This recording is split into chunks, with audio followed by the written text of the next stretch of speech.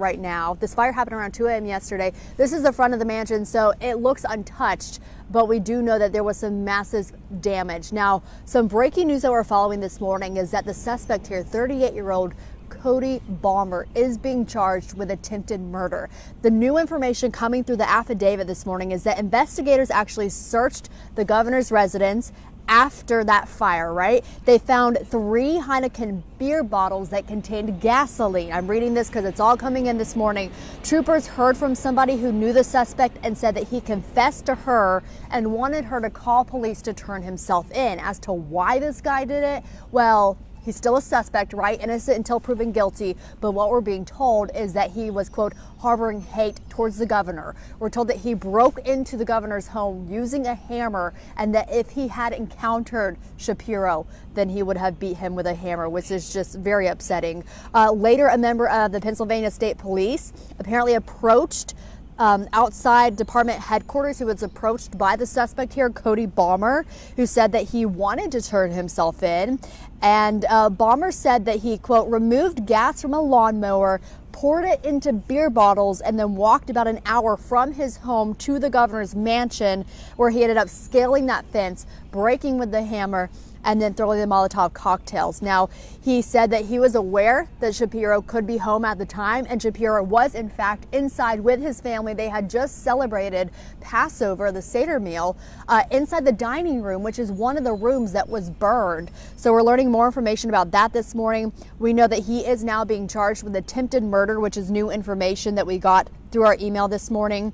Let me take a look at some of my other notes, because we're getting a lot of info, but all of this happened around 2 a.m. And I'll show you again the mansion behind me. We know that the governor addressed everybody in a press conference yesterday, and at first he was just speechless about what he was going to say, because I think it's, of course, rattling to him and his entire family.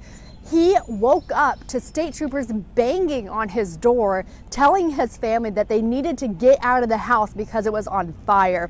And he said, talking about his Jewish faith, he said, let me get to his quote real quick because I have it in here. He said, "No one will deter me, my family, or any Pennsylvanian for celebrating their faith properly." And the Jewish Federation of Greater Harrisburg also weighing in on the scary moments, saying that they, of course, are concerned about his safety, and quote, "As we observe the holiday of Passover, we will not be deterred by those who bring fear and violence into the world. We will continue to celebrate our freedom to live Jewishly, joyously, and securely." So we are following a lot of new developments. Really, the biggest thing this morning is that Cody Balmer, the 38-year-old suspect in this case, is officially charged with attempted murder, and he is also facing several other charges. I'm going to keep talking to you guys, but we're going to do a live tease on TV while I'm talking to you. So if I pause for a minute, stay with me, and then we'll continue this conversation in a minute. So hold on one second. All right, we have about 30 seconds till we do that. I'm trying to think if there's anything else to tell you all this morning as we are learning new information that is coming in. All right, we're going to stand by for this live tease, and then I'll keep telling you what we are looking at this morning. So we are broadcasting live on TV right now while I'm talking to you on Facebook. The magic of television.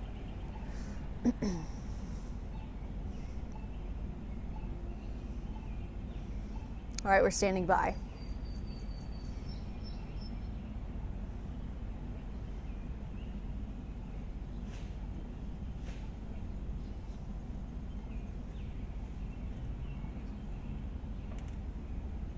Coming up in minutes, we are live outside the governor's mansion, and we are going to tell you new information that we are finding out about the suspect and how the governor is doing this morning. That's coming up in a live report.